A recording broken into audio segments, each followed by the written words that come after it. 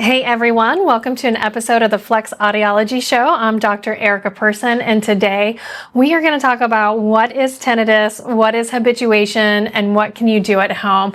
I'm also going to sprinkle in at the very end a little excerpt about, it's called the 𝗧𝗵𝗲. It's a place in downtown Lawrenceburg, so if you come visit, I definitely highly recommend that you go there. So stay tuned for that review of that place. Before we get started, if you have a second, please hit that subscribe button. It absolutely helps us grow our channel, and we're forever grateful for that. So let's talk about tinnitus. Yes, I pronounce it tinnitus. I do not pronounce it tinnitus. My understanding is that you can pronounce it both ways, but I am a purist and call it tinnitus. It just makes it clean, makes it easy. That's that ringing, buzzing, whooshing, humming sound, crickets, cicade sound. Any sound that your ears or your brain are making on its own, we classify that under tinnitus. And so today I want to explain exactly what it is, what we mean when we talk about habituation, and share a few easy things that you can do at home to help calm it down. So what is tinnitus? The biggest thing I can point out to you is that tinnitus is not a disease. It's not that there's something wrong with you. It is a symptom. I have patients come in here and they're terrified that something horrible is happening. Think of it as your body's early warning system to figure out what is going on. A lot of times it's your brain's reaction to missing a sound or a distorted signal that's coming from your ears. So think of your auditory system like a tiny little radio. If part of the signal's weak or it's staticky, the brain is going to turn up that volume to try to find that missing sound. And sometimes in the act of doing that, it creates its own noise instead. And so that's a hard concept to grasp, is the fact that there's really nothing in your ears that are generating this signal. It is a brain generated signal that we can measure coming down the afferent pathways that your ears and your brain is interpreting. And so there's many possible causes to that. The most common cause is simply damage to that auditory system. Now that could be from noise exposure. It could just be from the natural aging process. It could be due to some let's say ototoxic medications, if you're doing cancer therapy, things like that, or different medications that you're on. Earwax, that's the easy one. I've looked in ears before and I've seen dog hair, cat hair, and once we were flushing that out, the tinnitus went away. It could be due to TMJ, just the tension in your jaw or neck tension, or maybe some circulation issues, things like that. So that's why we always start with a tinnitus evaluation, and we want to find out why your tinnitus is happening before we decide how to manage it. But the key is that you are not alone. This affects millions and millions of people. So let's talk about the next step, which is once we've figured out what's causing the tinnitus, if it's something that's not medically treatable or something that could be fixed with a supplement or dietary changes, things like that, then we want to go into habituation strategies. And that is really one of the most powerful concepts in tinnitus management. Habituation just means that your brain has learned to tune out the tinnitus signal, just like it tunes out the sound of a ceiling fan or maybe a new clock, a new refrigerator, traffic outside. You know, I think of when I stay at hotels in a large city. We're kind of rural here, but when I stay in a hotel in New York and you're just hearing all of the traffic noise, that first night I can't sleep.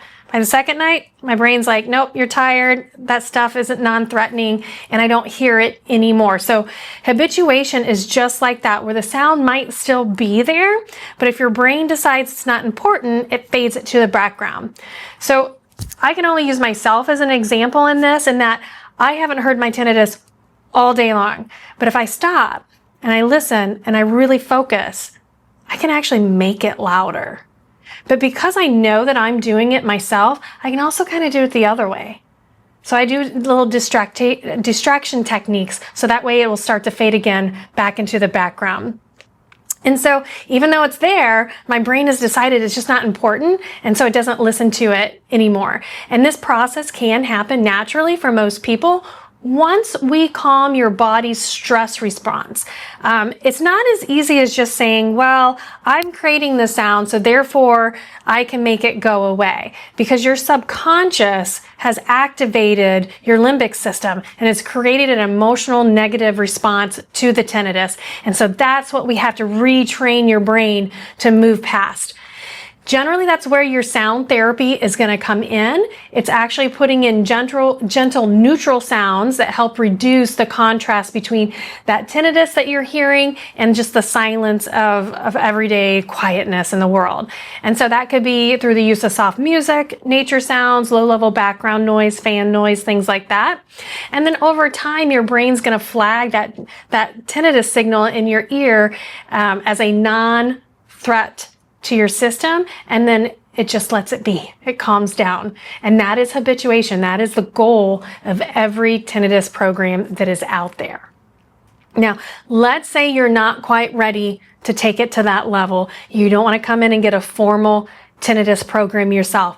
There's some simple things that you can try at home yourself, because it doesn't always need fancy equipment, okay? So number one thing is avoid background noise, or add background noise, avoid the silence. So either a gentle fan or a white noise fan or soft music, something that's pleasing, things that are relaxing when you are looking at getting ready for bedtime, or if you're reading a book, you want to take the spotlight off of the tinnitus. Now, you don't want to have it so loud that you are trading one annoying sound for another sound. So it's got to be a signal that you yourself find relaxing, find pleasing. And then we don't want it real loud. We just kind of want it there in the background, just to be gently playing and kind of help take that attention off the tinnitus. And then tinnitus loves stress. And who isn't stressed during this time period, depending on what's going on in your life? So you can try deep breathing. You can try yoga. Go to YouTube and just search for mindfulness. These are 5 to 10 minute relaxation techniques that you can do from the comfort of your home. The more that you can relax your body, your limbic system, the more likely it is for your body to stop focusing on the tinnitus. And so, like with a breathing technique, it could be inhale for 4 seconds, hold it for 4 seconds, and then exhale for 4 seconds. Hold it again. And so that will continue to calm down your body. Get good sleep. I cannot overstate this enough. When you are tired, your body will naturally make that tinnitus louder, more intrusive. And so it's critical that you stick to the same bedtime routine. You want to limit your caffeine in the day. You want to limit your cell phone usage at least 30 minutes prior to bed. And you want to make your room a really cool, inviting space. Very quiet, and then you can introduce, if you want to do like sound pillows or something that sits on this, on your nightstand that produces sound. Again, we're looking for that soothing. We're looking for calming, and I'm going to recommend that you try to go to bed at exactly the same time every night. So if you go to bed at 9 or 10 o'clock, try to keep it within about 20 minutes of that time frame, and just really shoot for that consistency. Exercise regularly. Like, this is a super easy one again. So we want to increase the blood flow to our ears. We know that our ears are an oxygen-rich environment, and the more you can keep your blood pumping and through that can get those antioxidants through there. Okay, so that can help as well. One caveat on that is to really be mindful if you're wearing headphones, AirPods, anything like that. You don't want to have it so loud, and you don't want to have it to where it's actually blocking out other sounds, because that can make the tinnitus a little bit worse as well. And then I always say stay off the internet. The internet is a rabbit hole, and it can get you in trouble. As soon as you start looking for tinnitus, or maybe you're watching this video, you are going to be bombarded with advertisements about miracle pills, magnetic therapy, ear candling. There's 1,000 supplements out there. Like, I have patients that are like, oh, have you heard about X, Y, and Z? I've stopped looking. There's just too many of them out there, and almost all of them don't work. So if you happen to find a supplement, you're that one person where it did work, chances are your body was deficient in some type of vitamin that supplement is adding back into your system. So I would highly recommend you stick to guidance from professionals who specialize in tinnitus care. The internet can help you with how to get to those places. And again, like some of these home techniques you can try, but I would avoid all pills and supplements that are on the internet. I know a big one right now is red light therapy.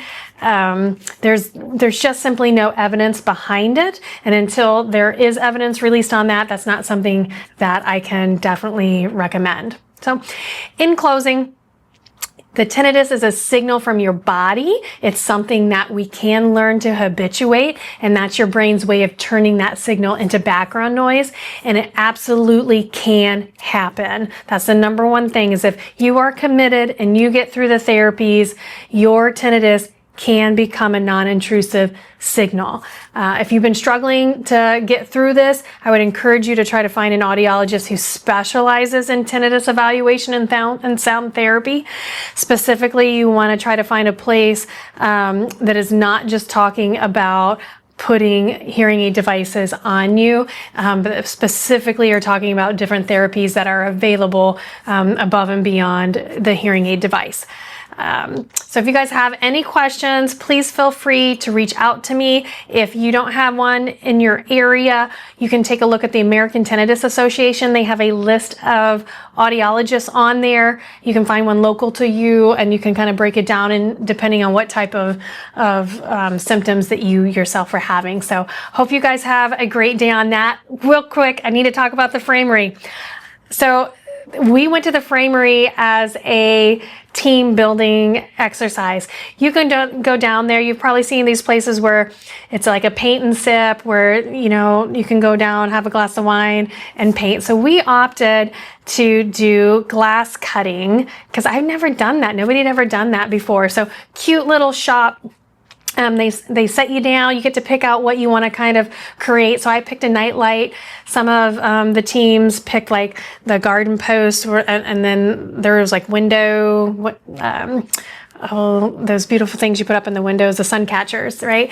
And then you just create yourself. So it's all based on your own creativity, but they taught us how to cut the glass, how to break it, and then kind of create your little pieces. And I created a night light. It was a bee on there, so I'm going to give that to one of my kids for Christmas. And so once you've got it created, then they're going to put it, you leave it there, and they're going to heat it up overnight, and then we'll go and pick it up. So it was probably anywhere from a 2 to 3 hour experience. It was super cute and really super economical. So I think it's going to be something that we're going to do as a team here again. But they also have pottery classes, art classes, obviously the glass thing, and then it is a 𝗓𝗵𝗲. So like if you need custom frames for anything that you do, they have that down there as well. So if you're in Lawrenceburg, Indiana, and you're looking for something fun and unique to do, definitely stop down there. It's a great place. I'd recommend it to anybody. So have a great night.